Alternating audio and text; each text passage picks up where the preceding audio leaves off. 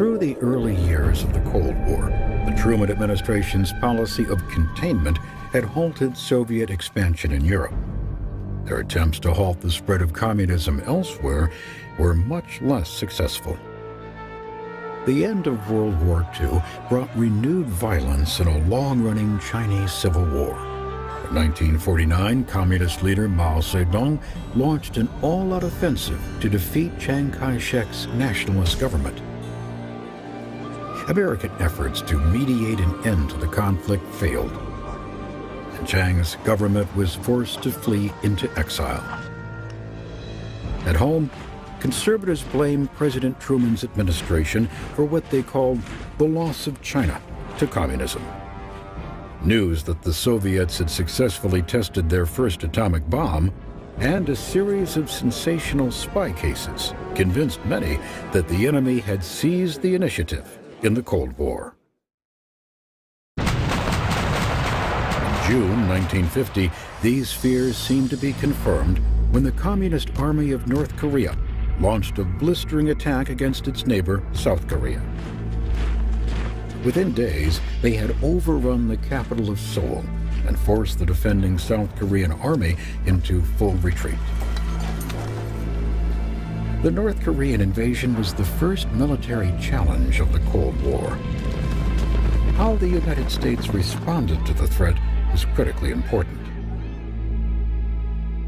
Following World War II, Korea was temporarily divided at the 38th parallel and jointly occupied by the United States in the south and the Soviet Union in the north. The Soviets turned North Korea into a communist state. They installed into power a dictator named Kim Il-sung. In South Korea, the United States established a pro-Western government under Syngman Rhee, an oppressive yet fanatically anti-communist leader. Both Rhee and Kim aspired to unite Korea under their own rule, but neither the U.S. nor the Soviet Union would allow their client states to start a war. That changed in 1950. Kim finally convinced Joseph Stalin to support his invasion of South Korea.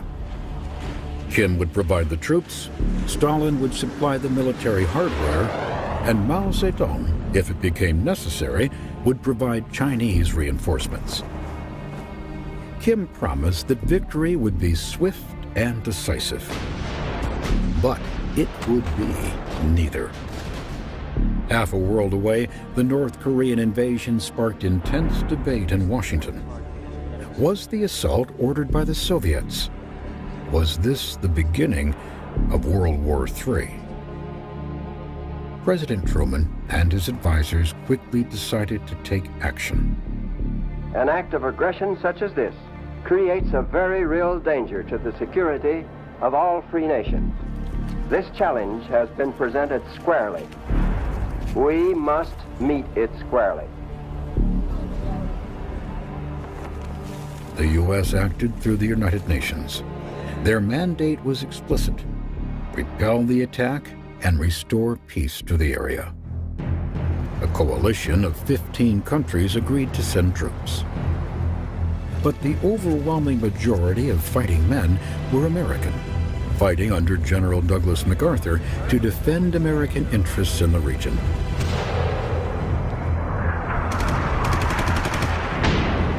In diplomatic language, it was termed a police action, but it was a war. In the words of military historian Slam Marshall, the century's nastiest little war. General MacArthur rushed his troops to the battlefront. But the ill-prepared units were completely overwhelmed by the disciplined North Korean army, fighting with Soviet tanks and artillery.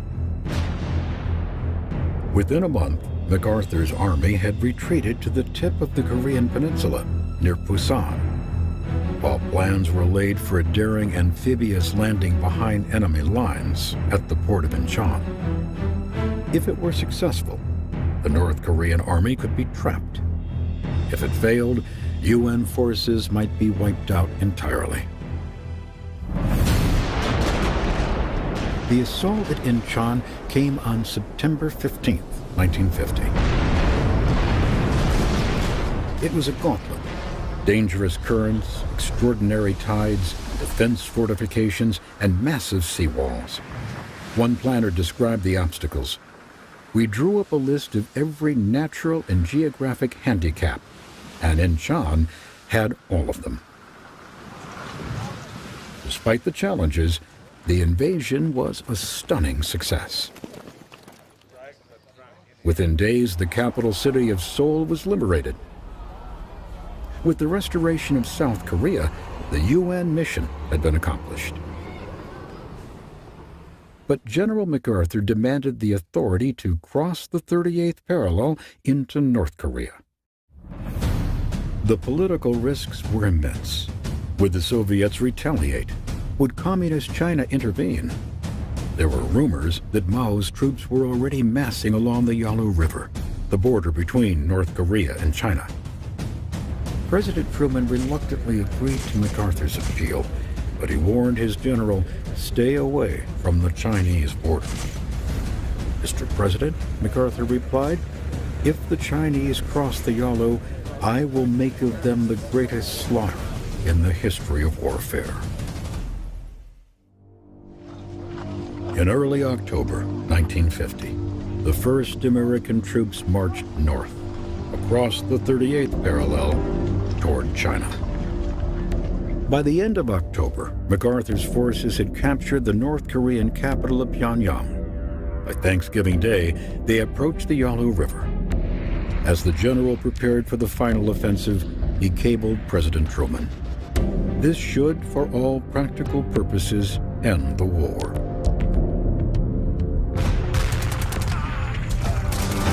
But MacArthur had underestimated the enemy.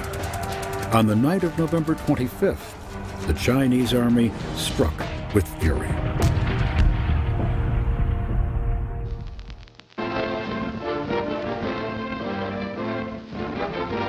At the White House in Washington, top defense officials of the nation gathered to discuss the gravest world crisis since Poland and Pearl Harbor.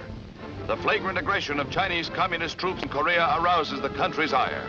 With the North Korean bandits well under control and with the promise that UN troops would be withdrawn, the unexpected entry of 300,000 Red Chinese across the Manchurian border may well precipitate World War III.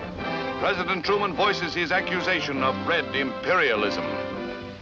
The forces of the United Nations are in Korea to put down an aggression that threatens not only the whole fabric of the United Nations, but all human hopes of peace and justice.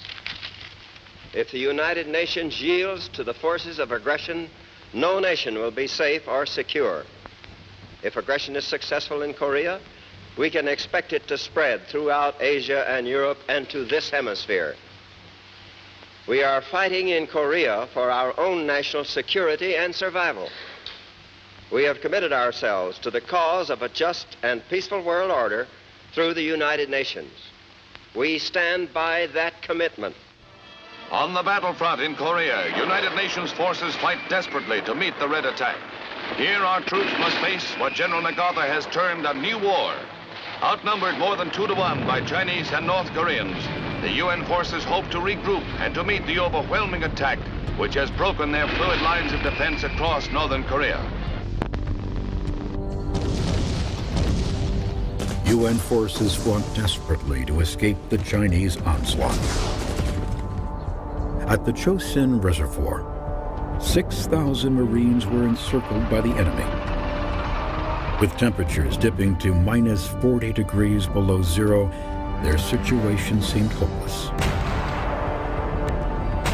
But in a heroic effort, dubbed the Chosin Breakout, their big guns and air support smashed the Chinese lines. 60,000 enemy troops were killed, and the Marines escaped. General MacArthur demanded that he be allowed to wage an all-out war against China. But President Truman was determined that Korea should remain a limited war. When MacArthur made it clear that he disagreed with that policy, the president fired him. By the spring of 1951, the war had degenerated into a brutal stalemate near the 38th parallel. American troops continued to fight and die in Korea for 2 long years. In the end, more than 4 million soldiers and civilians were killed during the conflict. Among them, 40,000 Americans died. For Harry Truman, the costly war in Korea was a crushing blow to his presidency. His popularity, already weakened by charges of losing China, collapsed. When the ceasefire agreement was finally signed in July 1953, it was Truman's successor, President Dwight D. Eisenhower, who earned the credit. We have won an armistice on a single battleground, not peace in the world. We and our United Nation allies must be vigilant against the possibility of untoward developments. Korea is often called the Forgotten War, but it dramatically changed America's sense of security. For many, it reinforced the belief in monolithic communism, the assumption that all communist movements were orchestrated from Moscow. The idea poisoned American politics for decades and set the stage for the disaster in Vietnam. Korea also put the country on a permanent war footing, leading to spiraling defense spending and greatly increasing the Pentagon's influence. By the end of his term in 1960, President Eisenhower warned of a growing threat to the nation from within.